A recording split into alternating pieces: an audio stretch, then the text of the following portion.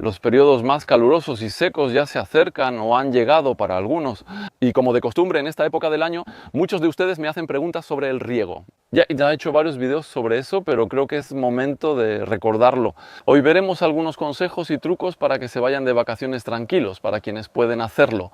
O al menos poder dejar su jardín unos días sin regar y sin preocuparse de que todo muera de sed.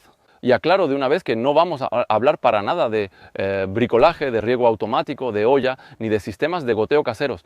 Y les voy a explicar por qué esas técnicas para mí están lejos de ser las mejores. Así que hoy realmente vamos a hablar de un jardín sin riego, o al menos con un riego mínimo. Verán que es más sencillo y relajado que cualquier sistema de riego por goteo casero improvisado. Vamos a hablar principalmente de huertos, pero lo que les voy a explicar aquí funciona para cualquier tipo de plantación en tierra, así que no vamos a hablar de cultivo en maceta. Eso lo veremos en un próximo video, por cierto, solo para que lo sepan. Si tienen dudas sobre el riego de plantas fuera del suelo o en maceta, o consejos para regarlas menos, compártanlos en los comentarios. Guarden sus regaderas y empecemos el video. Primero veremos cómo reducir el uso de agua en el jardín cambiando los métodos de riego a corto plazo.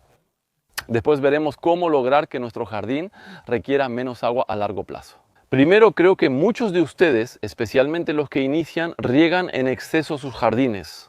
Eso no tiene muchas ventajas, salvo quizás verduras más grandes pero con menos sabor, no siempre es mejor. Bueno, salvo si están en la producción en masa y deben vender muchas verduras para ganar más dinero.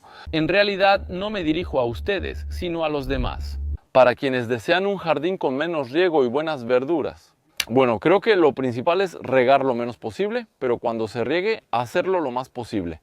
La idea es favorecer el enraizamiento profundo de sus cultivos, sean cuales sean. Hablo de huertos, pero esto aplica a todas las plantas. Se recomienda regar poco frecuente, pero abundantemente. Si regamos mucho, el agua penetrará más, pero si tardamos mucho entre riegos, en ese tiempo el suelo se secará bien y las plantas van a estar obligadas a llevar sus raíces un poco más profundo. Si las plantas ponen sus raíces más profundo, eso también significa que en ese lugar van a encontrar agua que estará más cargada de minerales que si ponen sus raíces en la superficie. ¿Y qué es el riego por goteo o un riego demasiado regular, lo que va a poner agua directamente sobre las raíces? El agua no tiene tiempo de cargarse de minerales y eso es lo que hace que esos vegetales a menudo tengan menos sabor. Y entonces es ahí donde vemos por qué. El hecho de poner goteros que van a gotear regularmente, como la técnica del olla o la de la botella, con un pequeño agujero que gotea por varios días. Así pueden salir de vacaciones y el suelo se mantendrá húmedo por varios días. El agua superficial donde las plantas se enraizan tiene pocos nutrientes, lo que reduce el sabor de las verduras. Por eso no me gustan mucho estas técnicas. Y por eso prefiero un jardín más natural, con plantas que van a poner sus raíces más profundamente. Ahora vamos a ver cuánta agua habría que ponerle y cada cuánto tiempo habría que regar. Pero aquí no lo olviden, y esta frase que me gusta mucho es depende. Depende de muchísimas cosas y sobre todo depende de su tipo de suelo. Si su suelo es pesado y arcilloso, pueden dejarlo más tiempo sin regar. Si tienen un suelo ligero, más arenoso, que va a drenar el agua, bueno, ahí tal vez tendrán que regar un poco más seguido. Por cierto, si no saben qué tipo de suelo tienen y no saben cómo averiguarlo, los remito a un video que hice sobre el suelo y que les ayudará a saber qué tipo de suelo tienen. Para que se den una idea, les compartiré ejemplos de experiencias que tuve en mi antigua. Tenía un suelo muy arenoso y en ese suelo arenoso, en pleno verano, en una época realmente seca, lo regaba máximo una vez por semana, casi siempre cada 10 días. Eso es todo lo que sé. Luego, en suelos pesados se riega menos seguido. En comparación, aquí en Marsac estoy en un suelo más limoso, un suelo un poco más pesado, que retiene un poco más el agua. ¿Y a cuántos estamos? Hoy es 24 de junio, finales de mes, y regué por primera vez mis zonas de huerto hace 1 o 2 días. Entonces pueden ver el tamaño que tienen los tomates, pueden ver los tomates que ya hay en las plantas, pueden ver cómo van las producciones. Nunca había regado estos cultivos hasta ayer, solo el día que los planté los regué bien. Quienes ya practican estos métodos saben que pueden funcionar así. Para quienes riegan su jardín diario cada 2 o 3 días y lo hacen diferente. En general, esos no lo creen, porque cuando se riega cada 2 días, si se deja de regar durante 2, 3, 4 días, las plantas tienen sed. Les explicaré por qué funciona así y por qué si riegan menos seguido, sus plantas tendrán menos sed. No parece nada lógico. Y sin embargo, así es como funciona. Entonces, primero les voy a explicar cómo. Yo he trabajado así desde el inicio de mis cultivos y es regando de esta manera como va a funcionar mejor. Después les explicaré cómo solucionarlo si han regado muy seguido y quieren regar menos. Cuando planto mis plantas exigentes de huerto, como jitomates, pimientos y calabacitas, A finales de abril y principios de mayo, cuando planto, riego mucho. Al momento de la siembra tomo mi planta, hago un hoyo donde la voy a plantar, lleno ese hoyo de agua, espero a que el agua se estanque en el fondo del hoyo, pongo mi planta ahí, tapo el hoyo y así es como lo hago. El riego abundante satura de agua la zona de plantación y a partir de ahí ya no riego hasta el día en que la planta realmente necesite ser regada. En mi caso, este año tuve que volver a regar casi 2 meses después. ¿Ven? Regar estos cultivos cada 3 días o cada mes y medio hace mucha diferencia.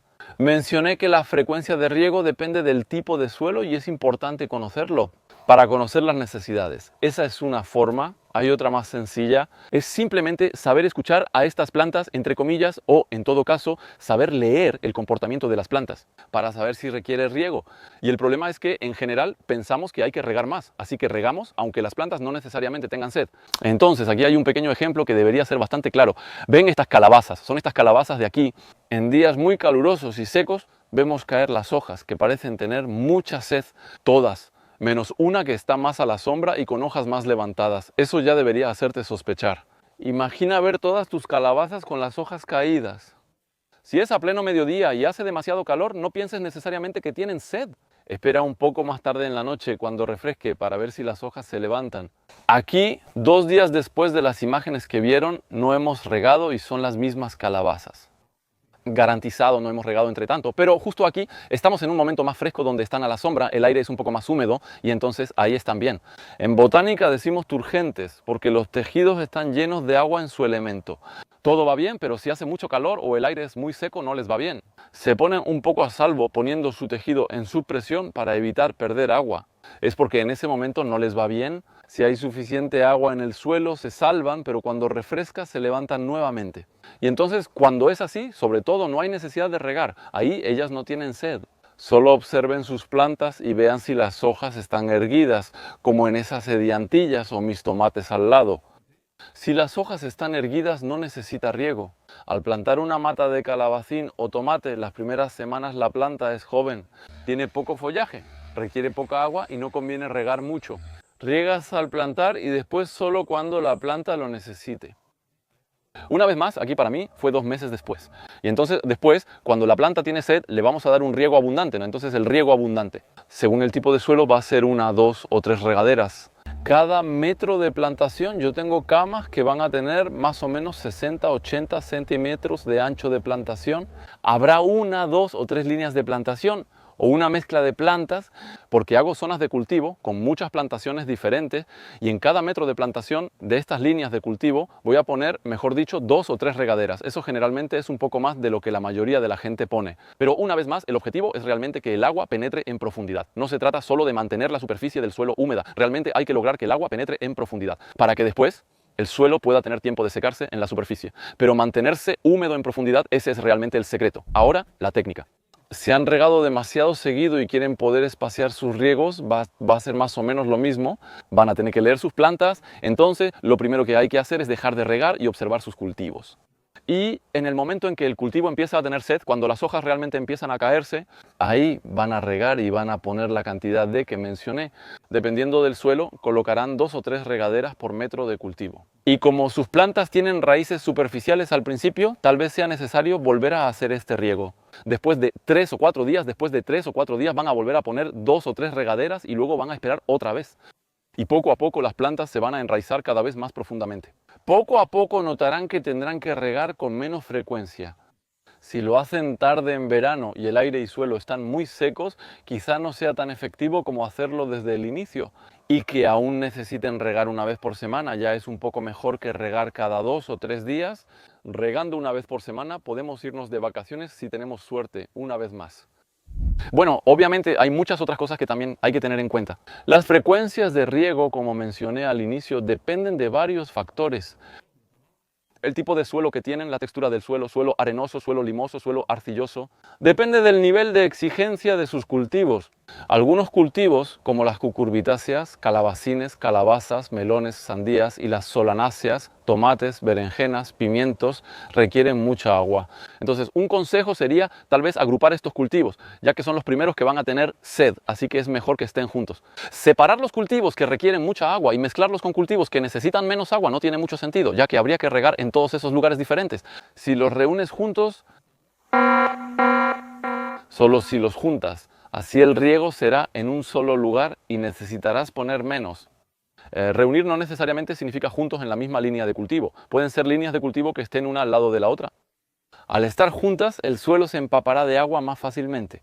Si las líneas están algo separadas, con cultivos menos exigentes entre ellas, eso es algo en lo que hay que pensar al principio de la temporada. Cuando uno hace su planificación de cultivos, cuando piensa dónde va a colocar cada uno de estos cultivos, al inicio del video mencioné que hablaría de técnicas para reducir las necesidades de agua a largo plazo.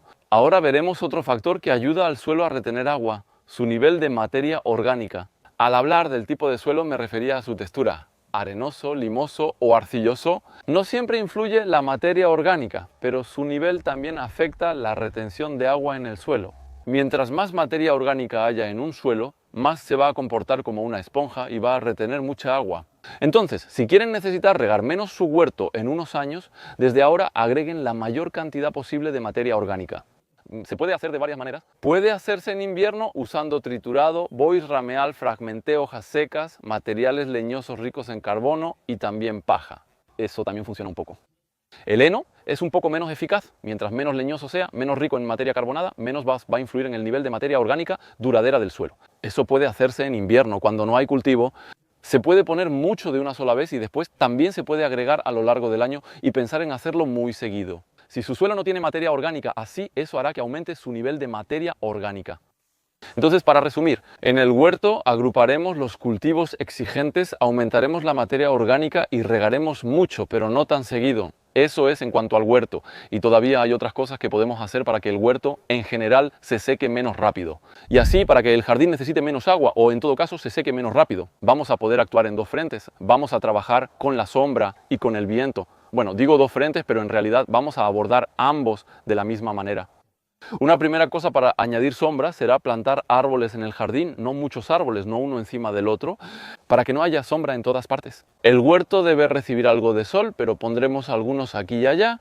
Como ven, hay árboles por todo el jardín. Eso creará zonas más frescas y húmedas, modificando el microclima del jardín. Eso podemos hacer en el jardín.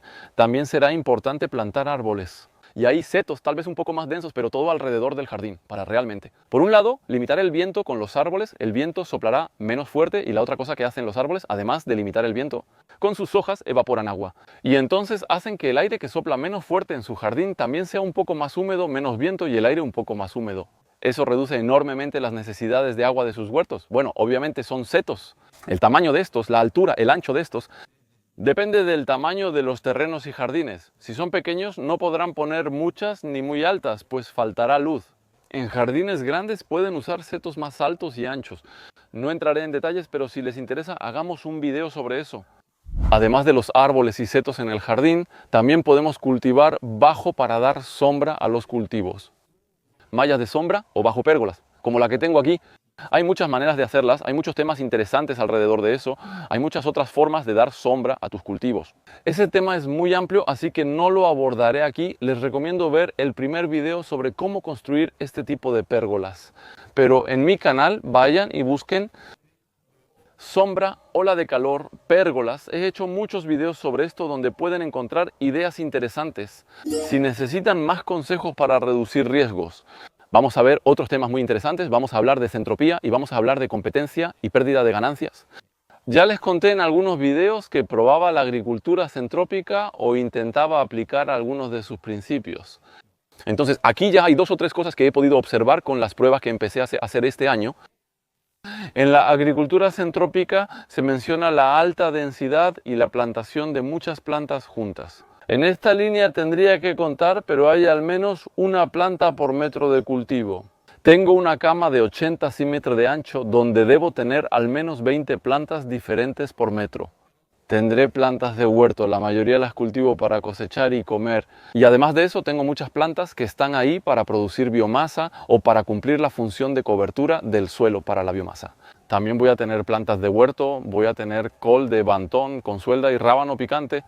Esas plantas, los merocales y otras, las podaré si generan demasiada masa. Para producir un poco de biomasa y para producir un poco de acolchado directamente en el lugar, así no tengo que traer nada.